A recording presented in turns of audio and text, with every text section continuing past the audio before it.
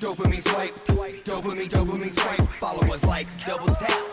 Now they control your life. What is going on, beautiful people? Welcome back to the 817 podcast, where we talk about the lovely city of Fort Worth, Texas. We get into politics, business, culture, news. If it impacts you as a Fort Worthian, we discuss it.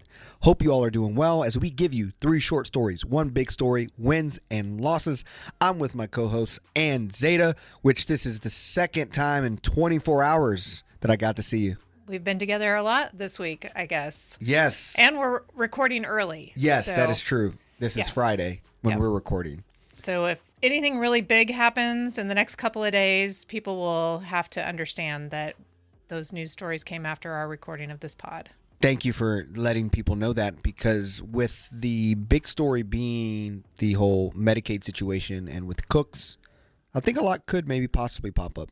That gives us more to that. Right. As it seems like it's going to be a long-going kind of conversation. So we'll have to update people if additional news comes out on those things, which we've kind of started doing a little bit of, because a lot of the stories we've been covering have had ongoing updates to be shared. Yep. And I would say one of those is our 2 first short stories. The first one being Tad.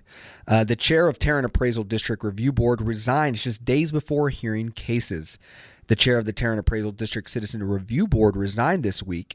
It's important to know that the chair is a citizen, not one of the people who've been elected, those 3 people who just recently were elected. An email obtained by Star Telegram showed Nancy Sharp, who served on the board for 3 years and as a chair for 1 year, resigned on Monday. And I think actually these are 2 separate boards.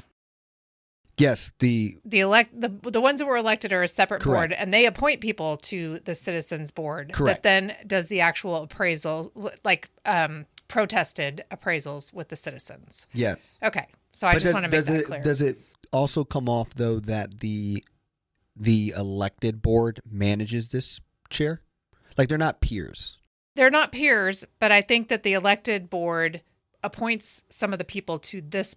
Which is then becomes a challenge and a problem, because if the people who were elected, which shows to be out of Fort Worth, and predominantly all of them were O'Hare endorsed and backed, that the people who are now on the citizen board will then also domino into being citizens that Tarrant of that same ilk. Yeah.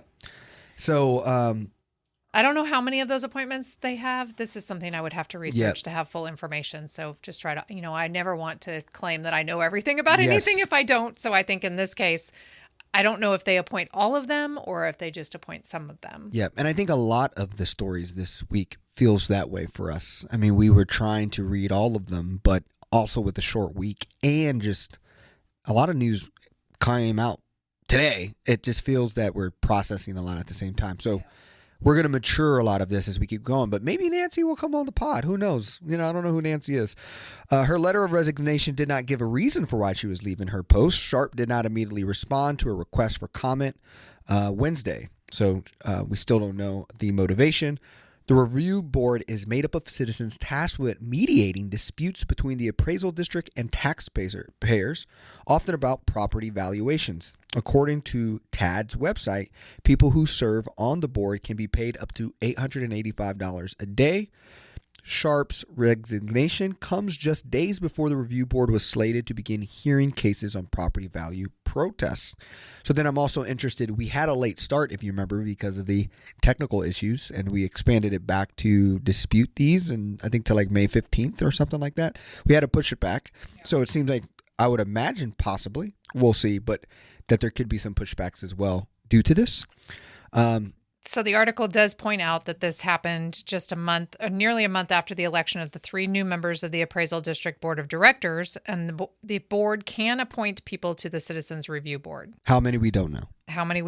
All of them. And it says can. Why not? Which doesn't mean must we're going to have to research this further. Well, what's cool about it is that they're actually going to have the discussion about her resignation today, Friday, at the Appraisal District Board of Directors meeting. So there might be some news that comes out immediately after we record this that just answers all of these questions. And if it does, we'll update everybody on our next. Yeah, Harrison could be right in this story as we are talking.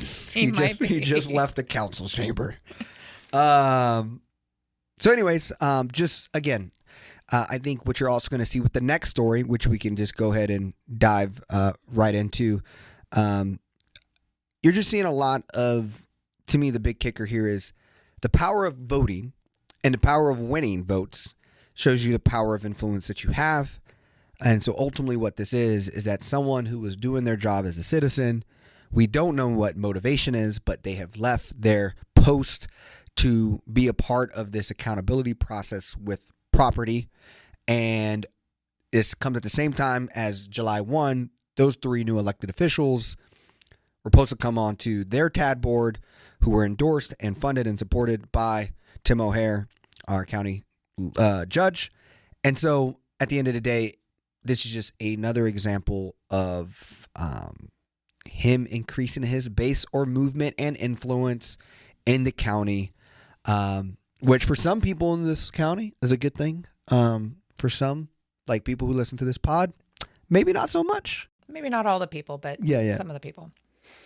And we like that you're here too. If you're one of those people who are listening to just get the cheat codes on what the other side or what we are talking about. So that does lead into our second article, which is a Fort Worth Star-Telegram article, kind of an update again on the Elections Integrity Unit. I believe this came because Commissioner Simmons asked for an update. So the question was, here's how many illegal voters Tarrant County Elections Integrity Unit has investigated. The Tarrant County District Attorney has investigated 12 complaints about improper voting since an election integrity task force was formed in February of 2023. The task force is a joint operation between the district attorney and the sheriff's office to prosecute those who interfere with elections.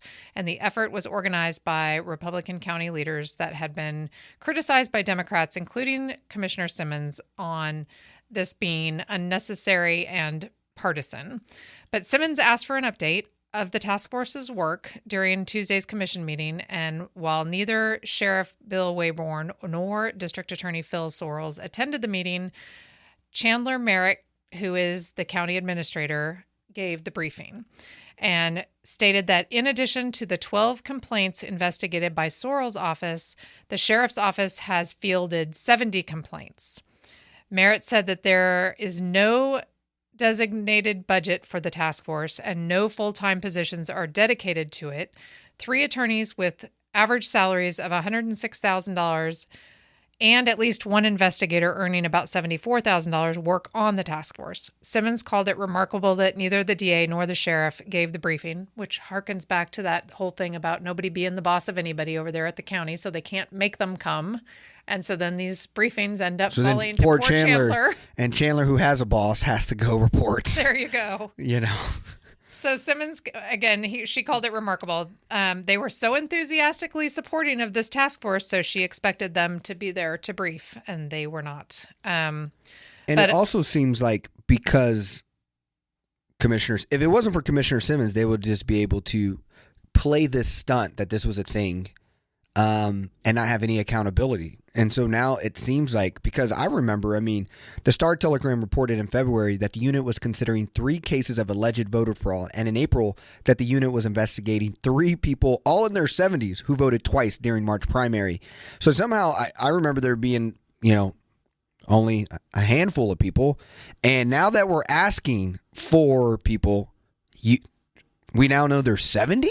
Like, where did the 70 number come from? I feel like that's the first time it being reported, and it just kind of feels like because the commissioner came to say stuff, there's now being like some type of cases being managed. But I don't even know how real, though, those 70. This says the sheriff's office has fielded 70 complaints. So, well, I think there were also some little messages on those little receipts that we got when we went to vote that indicated that this election integrity unit existed, and that kind of see something, say something kind of message that you see in public transportation.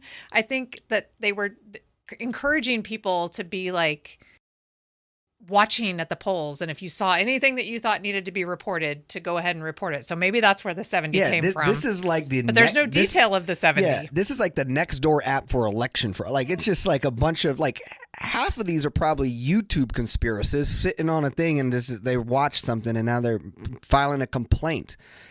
Like truly, there's only 6 real. Oh yeah, maybe we should consider doing some work where lawyers need to be involved. Like complaints from people who are making who are trying to create fear-mongering reasons why they got to protect the republic is just, I don't know. It just seems like, thankful for Alyssa's Commissioner Simmons, because I mean they're keeping him accountable in somewhat, but it also seems like they now rush to create more like, oh, look at all this work we did. We went from 6 real complaints to now 82 community complaints that don't just seem that valid. And then on the one complaint that Simmons brought up that hasn't been investigated as far as we know, she asked for an update on Angel Hidalgo. Yep. And there was no information on that. And that is where the Mansfield person running for school board, despite being ineligible. But he was able to remain on the ballot. So yeah, again, these are kind of things that tax dollars are going to play politics, to hit on these points that, if we remember when we had council, a lot of people came from the community saying this is a waste of time and money. A lot of people did. And so just like being in Garza public private jails had to cancel, we probably need to cancel our little election integrity unit as well, so that our judge can focus, or for our sheriff could focus on meaningful things like why people continue to die in his hands. So let's go ahead and move into a little bit more positive of story. Short story number 3. The Democratic convention was in El Paso, so we want to highlight some of the priorities and things that were being discussed.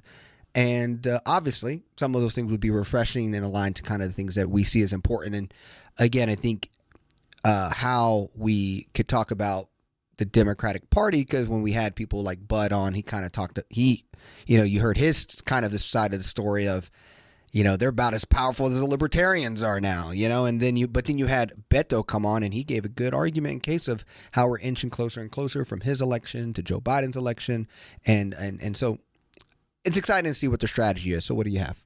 Well, the first article talks about, it's from the Dallas Morning News, and basically says that unlike the Republicans, that the Texas Democrats are not interested in closed primaries. So I think we discussed after the runoffs in the primaries that there was some heartburn about whether people were crossing party lines to vote in other elections in order to influence those elections.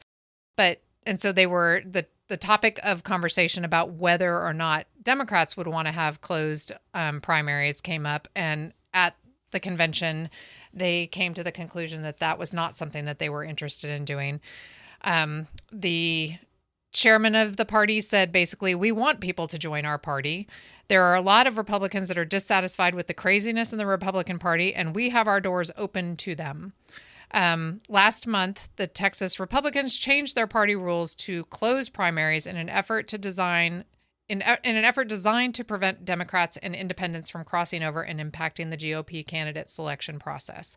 The GOP has not announced how the change adopted by the delegates in the Republican state convention will be implemented, and there is debate over whether or not it needs to be approved by the Texas legislature in order to move forward with that.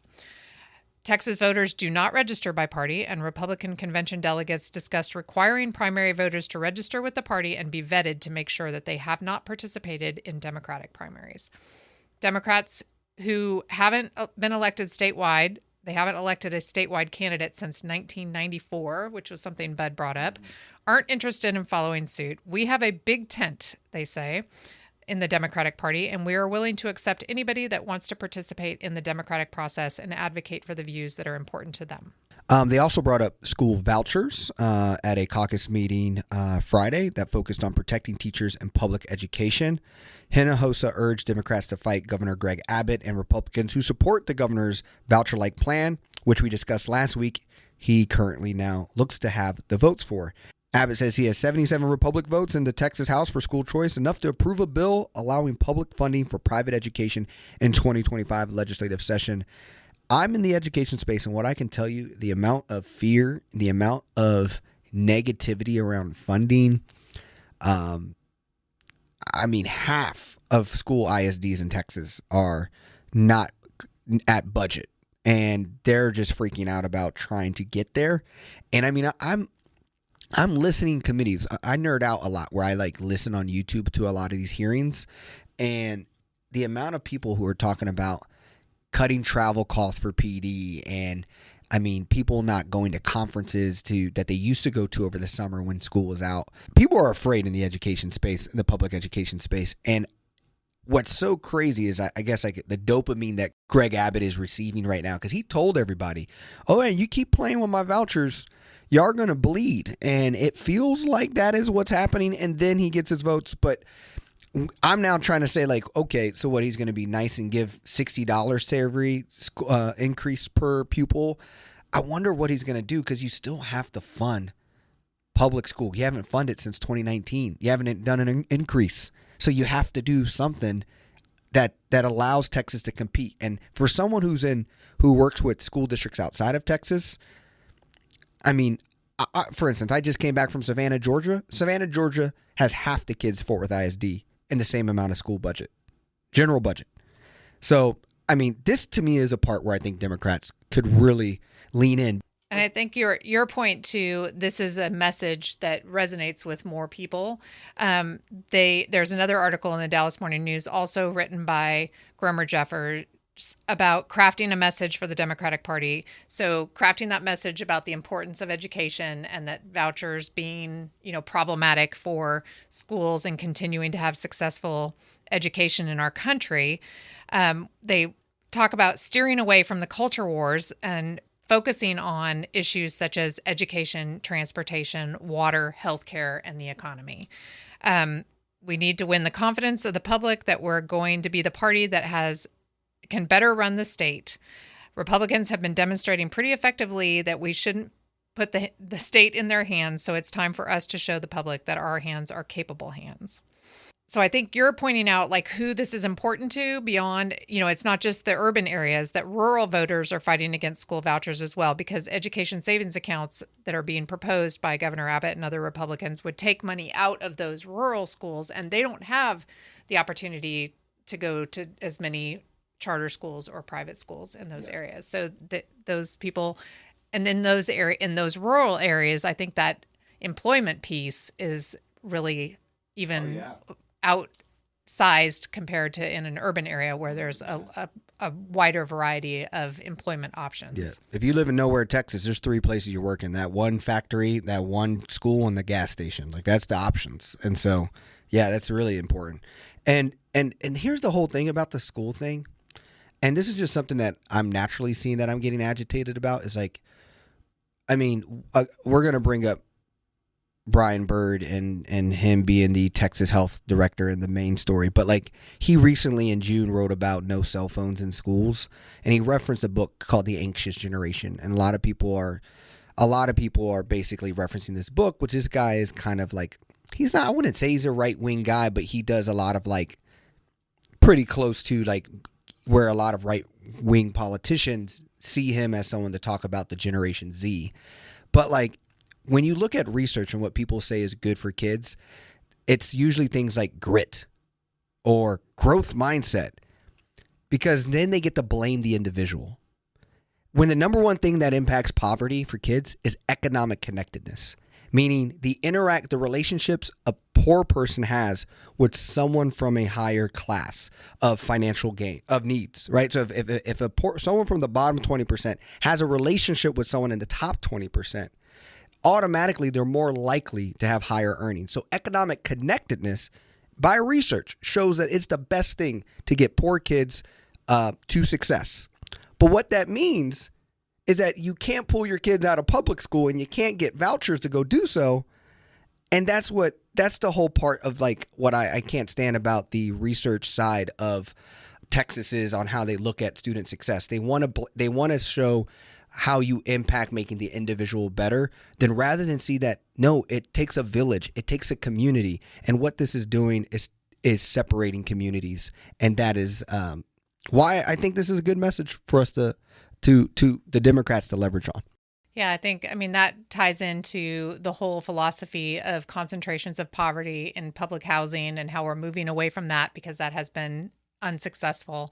And the same thing, if we're dividing people by their income in schools, then they don't have that access, like you said, that direct experience of being with people that can show that. They're rich in different ways, right? The only people who are winning out of us being more lonely and stuck in our houses is capitalism. It's because then we pay for our Uber Eats, we pay for our schools because they're giving us a discount to the private school. They're now paying us to have a landing in our neighborhood. Did you see that there's a plane landing in a neighborhood in Granbury? The neighborhood's called like Pecan or Peach Plantation. It's just like we're creating this value of like improving ourselves by separating ourselves from other Americans. But then that really creates lonely isolation. And then you create a lot of drama in your head that people are coming for your children or coming for your jobs, or, we got to be scared of everyone who doesn't look like us or come from our little circle. Place of your philosophy that you spoke about last time of we should be for the we, not the me. Yeah. And that's so that's just like what's a big part of this. So we're going to go ahead and move into the big story. And the big story here is going to be around, there's a lot of updates at the state level around Medicaid, and a big story just around how impactful this new kind of bidding process around who got honored to give funding to the Medicaid process. Different insurers. Now they're moving from, there's institutions like Cook's Children, which is the one here locally. So we're going to dive into this story because it's important. We're talking 125,000 families just in Tarrant County, it absolutely and flies nearly 2 million people across the state of Texas. So yeah, we decided to call the big story kind of in health news because we saw a preponderance of articles that kind of touched on the health space. So one of the articles is a Fort Worth Star-Telegram article stating that Texas stands by its decision not to award major Medicaid contract to Cook Children's. The Texas Health and Human Services Commission is standing by its decision to not award a large Medicaid contract to Cook Children Health Plan, a major provider of Medicaid health insurance to kids and pregnant people in Tarrant County, which is really disturbing because we have some infant mortality rates and folks not making it through pregnancy alive statistics in Tarrant County that are already problematic. So I think that this is very concerning. But in March, the state's Health and Human Services Commission announced that it would not award the Medicaid contract to Cook Children's and multiple other local health plans. Instead, the state is planned to award the contract to United Healthcare, Molina, Blue Cross and Blue Shield, and Aetna for Tarrant County and 5 neighboring counties. The contracts are to provide health insurance to low-income kids and pregnant women who qualify for Medicaid, STAR and CHIPS programs in the Tarrant County region. The health plan, which is subsidiary of Cook Children's Pediatric Health System, filed an appeal, but that appeal has been denied. And Cook's Children still has another chance to convince the state to change its mind. And the health plan is planning to file a second appeal. Many electeds have stepped up, and I have not seen any kind of partisan leaning in the electeds that have stepped up, that they seem to all be kind of aligned that this is something that they would not like to see happen. It's a pretty big deal for bipartisan in Texas, because how much trouble you get when you actually collaborate, right? When you collaborate with the Democrats in Texas, you get punished. And so when people do it, so when they do it for public education or for this situation, it's pretty showcasing how important this is for people. Kind of giving you an idea too, just looking at the Texas Tribune article as well in here, is that Thursday's decision is a significant step towards finalizing the plan, which would reduce the number of managed care organizations that administer the state's Medicaid, STAR, and Children Health Insurance program. give contracts to more for-profit companies, which are some that you just named, result in a smaller number of top-rated plans administering care, attract new national plans to replace local management care organizations, or MCOs, that historically serve some of the region. And a lot of these people, like Cooks, are disappointed because nowhere in the process of getting bidded for this was a question around like historical, how long have you been doing this work in Texas? Because they supposedly wanted to make it fair. And by making it fair, that means we can't let you know how much you've been doing something already. And so like that leverage of, man, we've been doing this for decades, actually wasn't even a part of the decision-making process in the application. So looking at the state level article, that was kind of what was also opening the eyes of like, that's kind of an issue at the state level on getting bids like this. Yeah. Well, I mean, I'm not sure how the insurance plan through Cook works specifically, but it seems tied to the actual healthcare providers, whereas these for-profit insurance companies, the first thing that pops into my head is in the past when I have had insurance people tell me no to something that my actual medical provider has suggested that I do.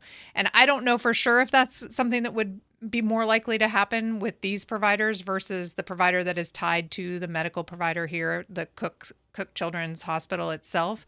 But that was a very frustrating experience to have happen, where somebody who's hired by an insurance company basically tells me as a patient that they are not going to approve something that my doctor has said should happen. Yeah. So I don't even know if that's actually something that could happen with this, but that was the first thing that popped into my head. And we talked about the younger generation a couple episodes back, about a survey, and even young people's number one thing was affordable health care. This is a big topic for all ages. Another article that Brian Byrd had in his independent column, his column or his editorial, is around the birth rates of millennials. Well, as millennials, you know what you're worried about is the health care costs, the health care support you get, but then also like child care. It's like it just runs up in so many ways. And now if you can't even afford, to be able to benefit the thing that you had, and then now you got to go find a different, just for Medicaid, you're creating life quality fatigue. The same kind of, when we talk about voter fatigue, these are the same things with government programs. It's like, we got to make this easier for people, not harder. And trying to find insurance, like doctors that take the insurance that you have, making those kind of changes is incredibly stressful. Yeah. I mean, as someone who has had a husband who works independently, has his own firm, we have to go and look for insurance for ourselves. Every year we go through a broker and things change and you get new cards, and then you got to figure out if this is covered or that's covered, or this doctor is covered or that doctor is covered. And we've had the same type of questions come up with our children who have been under our plans as well. And it is so frustrating, to the point where at times we say, don't even put it through insurance, just pay for it, which, being in a privileged position to be able to make that choice, is not something that everybody has. Yeah. Just paying cash is not something that everybody can do. Yeah, insurance is another one that not a big industry fan of me. I love the comment is when you see millionaires who are that are not bright, the answer usually is they work in insurance. So it's just the people who work in insurance is just like, I'm just like, how do you like this and how do you get into this? But anyways, I digress. We have two more health stories to discuss. That's kind of an ongoing state issue and Cook's issue. The other ones are more directly local. Go ahead and hit the Fort Worth Cancer Center one. So Tarrant County residents have had access to a program that provides support to cancer patients through this program. And since March, 5 facilities have announced that they're closing in Tarrant County. The closures paint a larger picture of challenges affecting the healthcare industry. Cancer Support Community North Texas focuses on providing education and support programs, resources, and referrals to cancer patients and survivors and their families in Dallas and Fort Worth and Plano locations. In 2022, Cancer Support Community North Texas revenues were over the amount that they were able to bring in, and the organization lost $202,000 that year. And they relied on Texas Health funding to operate their locations and pay portions of their rent. So they've been struggling, and now the result is that some of these are going to be closed, which is removing a resource that cancer patients have had up to this point. So after the last 2 years of they've been transparently discussing the reductions in the monetary support that they're getting, and looking for ways to continue providing patients and their families with a variety of support.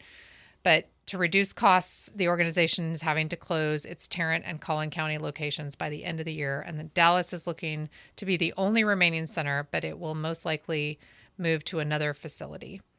This large reduction in services in Tarrant County will start in July, but some in-person support services and virtual services will continue through the end of the year. We know there is a great need. Given this new funding gap, right now we're focused on transforming ourselves to ensure that we not only serve our current cancer patients and their families, but thousands more who need us. So these are basically just challenges that we're facing in healthcare, as prices increase and spending has to be tightened and the situation gets worse.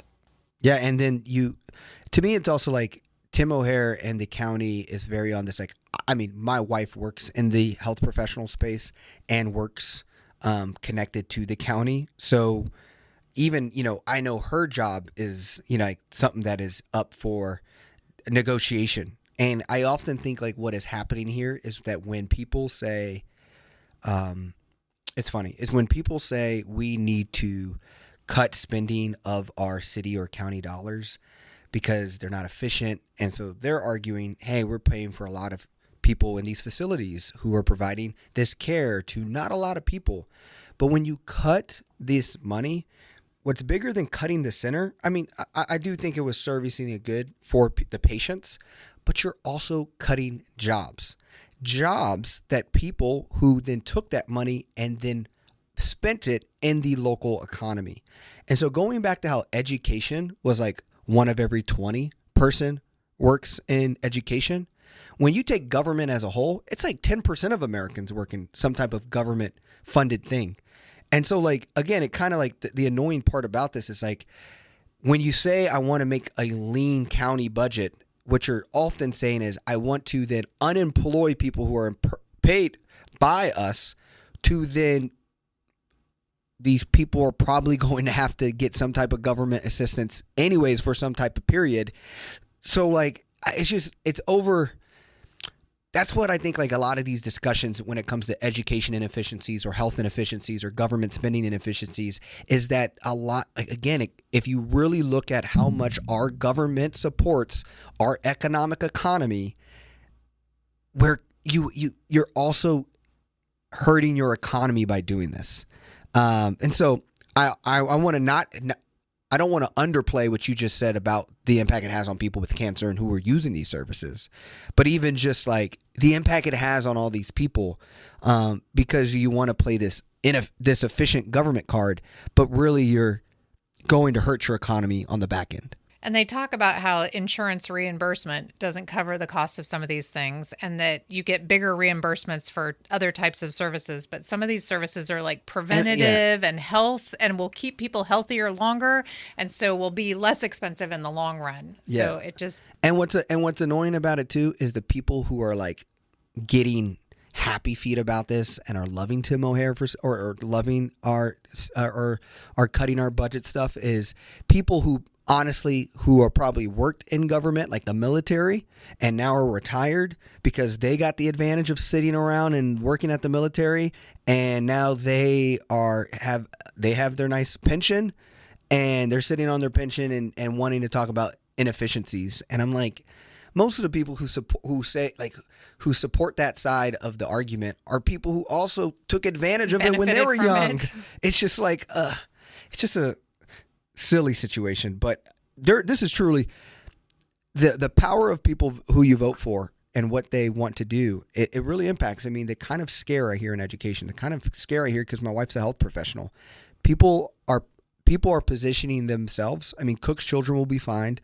JPS will be fine. All these people will be fine, but they're being much more scared. And the people who lose are these, dozens of educators who lose their jobs, or the dozens of people who were working as cancer patient nurses are losing their jobs. And that will also have an impact on our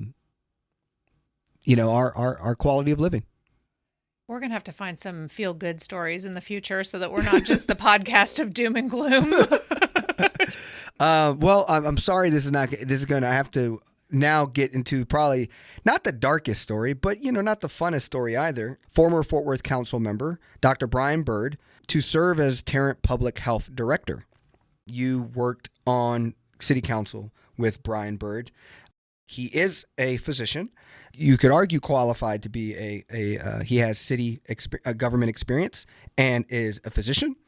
So he, after nearly 4 months after Vinny Taneja's resignation, we now will have Brian Byrd to lead this space in the county. Off the bat, based off your experience here, what comes to mind that people should be mindful of or thinking of? So, Brian and I have known each other for years. Our children went to school together. And I think that he is a person who is very interested in public service, and clearly he stepped up to run for city council. He also ran for mayor, so that we have that in common as well, because we ran, both of us, in 2021 for mayor.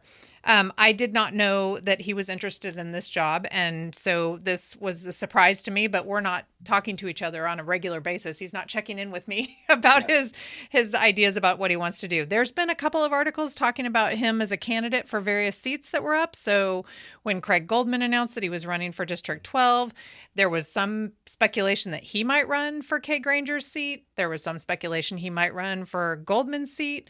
I think he has publicly announced different times that he's considering other elected positions.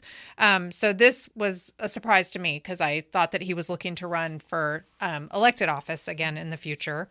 And as you mentioned, he has taken on a role with the Fort Worth Star-Telegram, writing opinion pieces. So there's quite a bit of information out there about where he stands on various things. Which, by the way, if you imagine if Vinny Taneja did the same thing, would he ever got the job?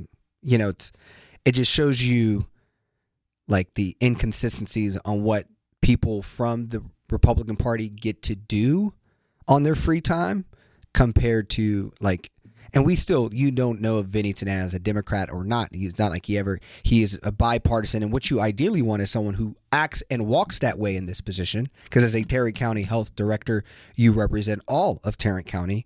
And if you've seen an ad or a campaign from Byrd or seen one of these editorials, being not partisan is not his. He hasn't shown strength in that space. And that's one of the parts that concerns me. So, but the motion was made by Roy Charles Brooks, and it was unanimous. So the entire county commissioners and the judge all supported this. Roy Brooks did note that Brian Byrd is a competent physician with a reputable professional standing, and that he was thrilled to see him in this leadership, leading the Public Health Authority to be his next adventure in life, and a mission which he will dedicate his time and talent and service to. For me, I can talk about this in a very non-work colleague way, but for me, he's also going to make his annual salary $250,000, and I just want to remind people is that he also is going to spend time at his regular physician practice 1 day a week. It says, but he's an owner of this, and I just want to be clear here is that we gave Jeanette Martinez a really hard time in doing something like this. So again, the privilege to be able to go on a newspaper, share your partisan views in public, and then still be able to be this position. Oh, and you can keep your business, which is in the same industry. What if, and I'm not saying I'm just saying, what if as a physician in a hospital who works with insurances and different types of medicines, what if he gets kind of kickbacks for, doing types of sales of some type of treatment stuff? You just don't it's really kind of sticky when you can be a you can be an owner of a practice in the county and then also then be the person telling the messaging of what to do. And so those are concerning things for me. And to give you guys kind of like what I think is just like really interesting and why I'm excited for the 817 pod moving to the future is like when Ann and Brian and Maddie and Deborah and Steve Panate all ran for and 5 other people. Yeah, and that 5 we other don't people. Remember all their names. Yes.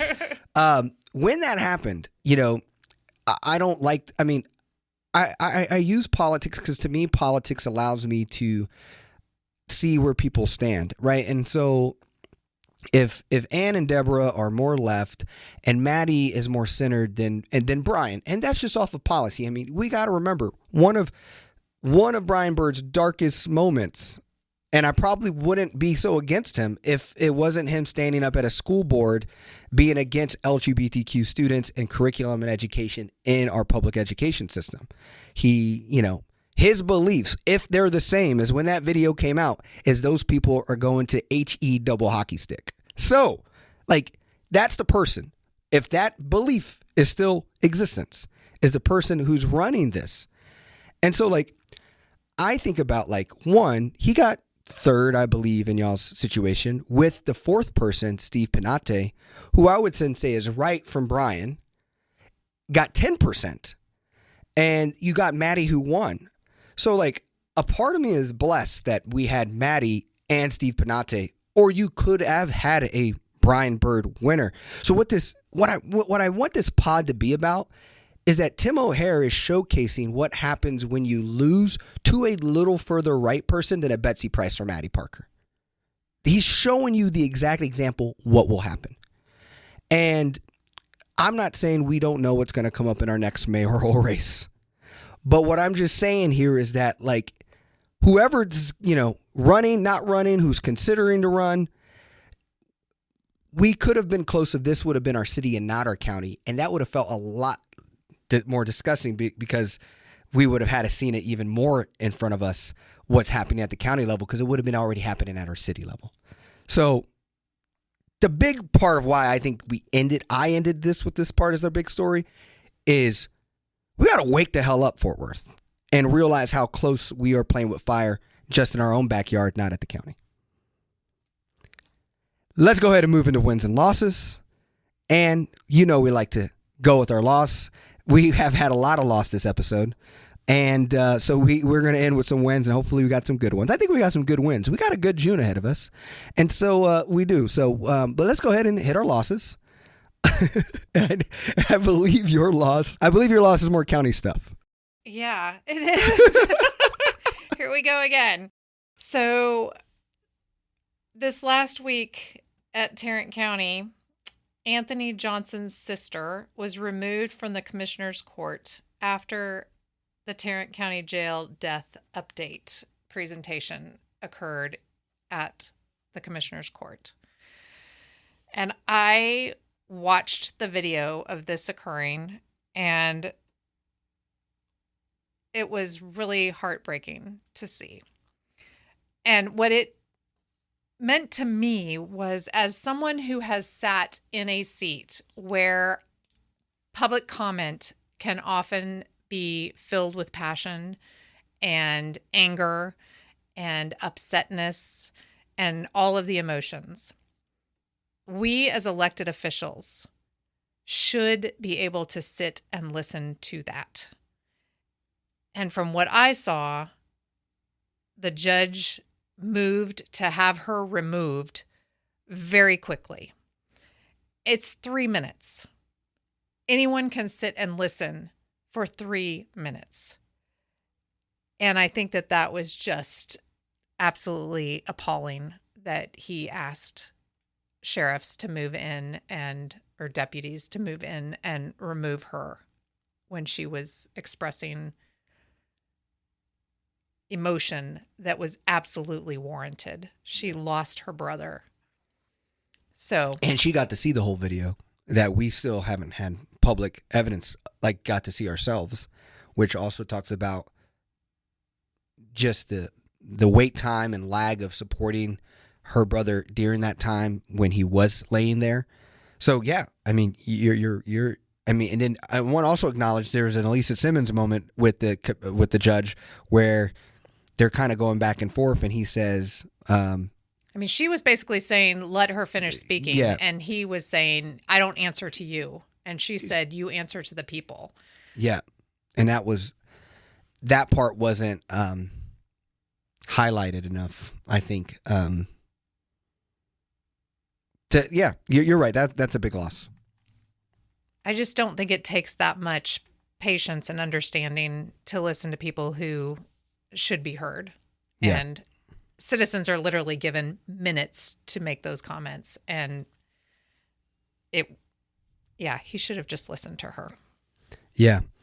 My loss, and honestly, I this is not like a crazy loss. I actually just think I want to talk about it. It's the last week I got a lot of people kick back on the whole me saying that I believe in my lifetime that Texas will secede from the Union.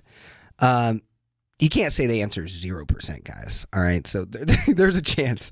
But something to support my chance evidence on this conspiracy is the new Texas Stock Exchange takes aim at New York dominance. So the TXSE has raised about $120 million.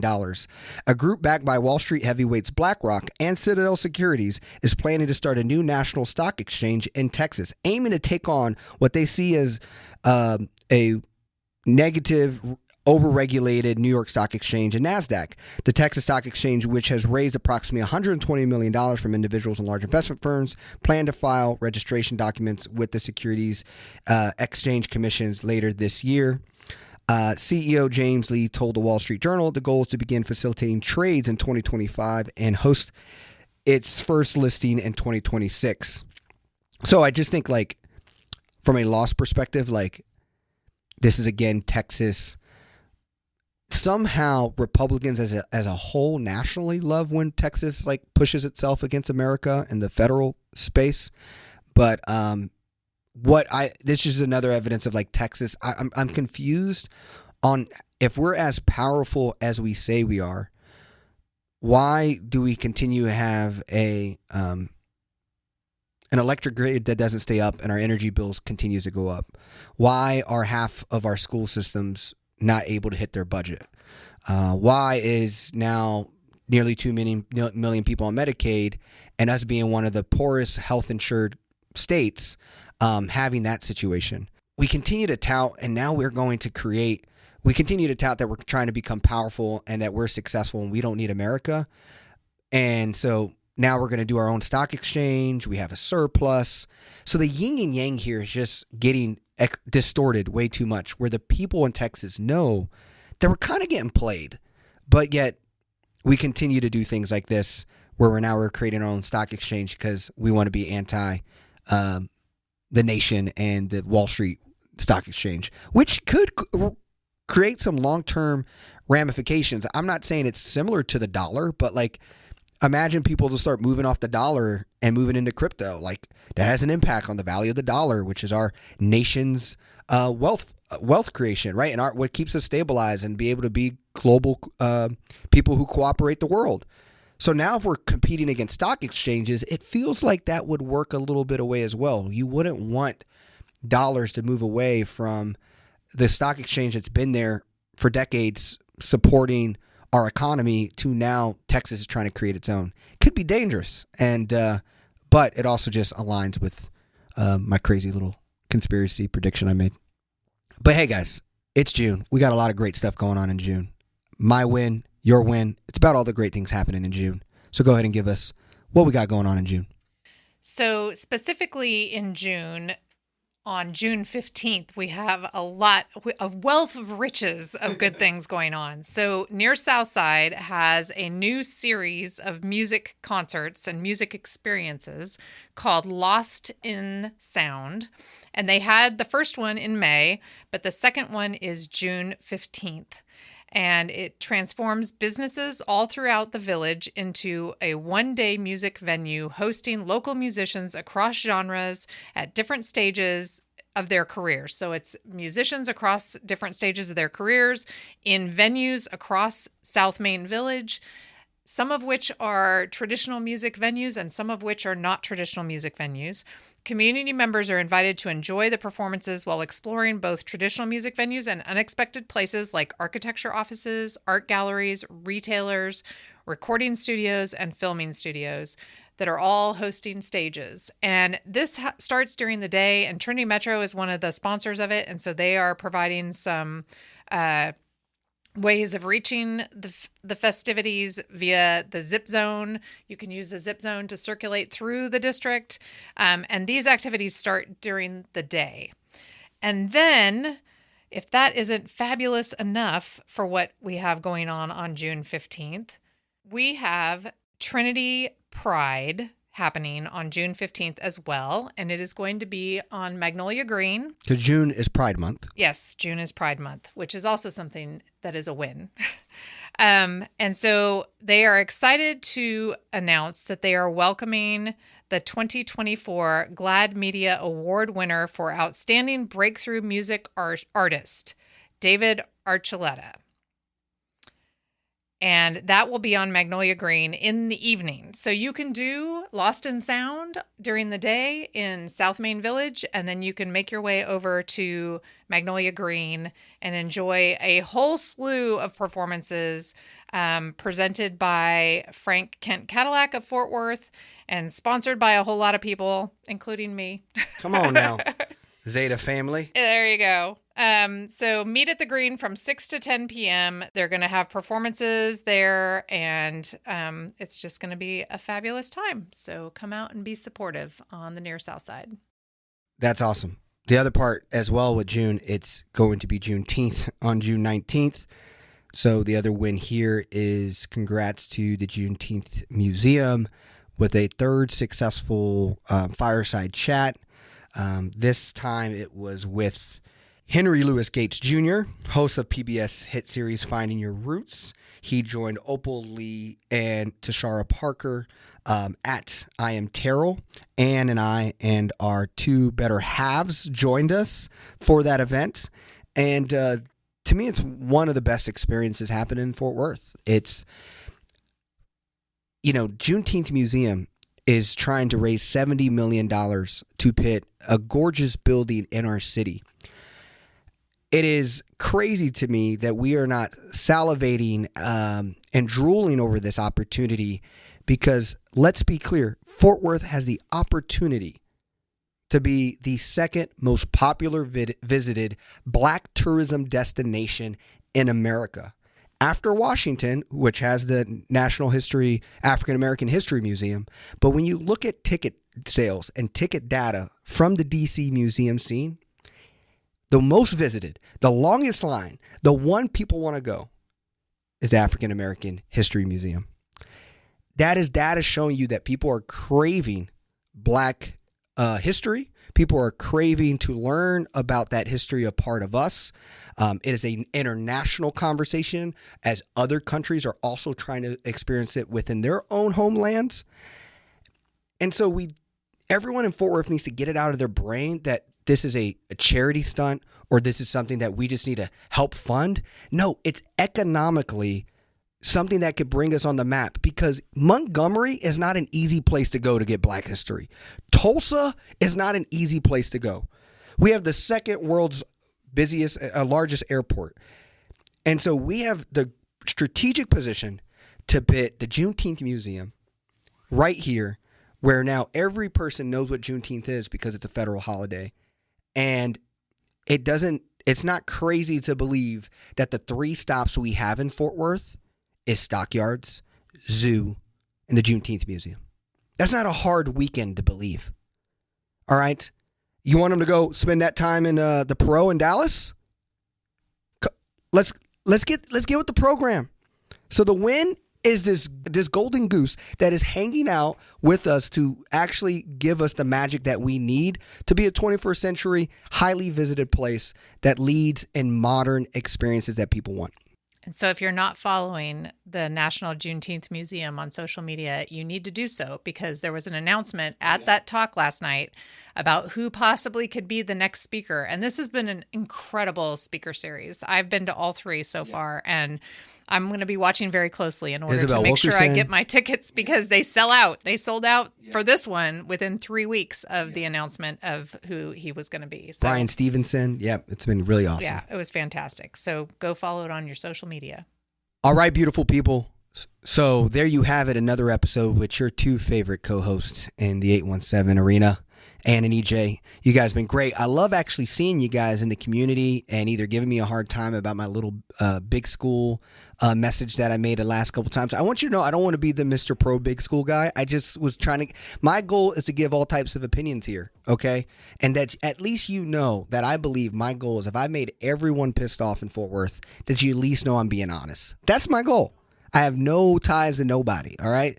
Zero. So I hope you keep coming back here because this is a place that allows you to audit your reality. And what this is for me and is for us to read together and figure out what's the reality that is Fort Worth and what's that going to look like as we continue to grow and become one of the largest cities in the country. And hopefully have some influence on that, I would say. Exactly. And I think we're going to have a lot of influences as these elections get here and the future elections because we're going to have a lot cooking in the next 2 years. So here we go. Swipe, dopamine swipe, dopamine swipe. Follow us, likes, double tap. Now they control your life.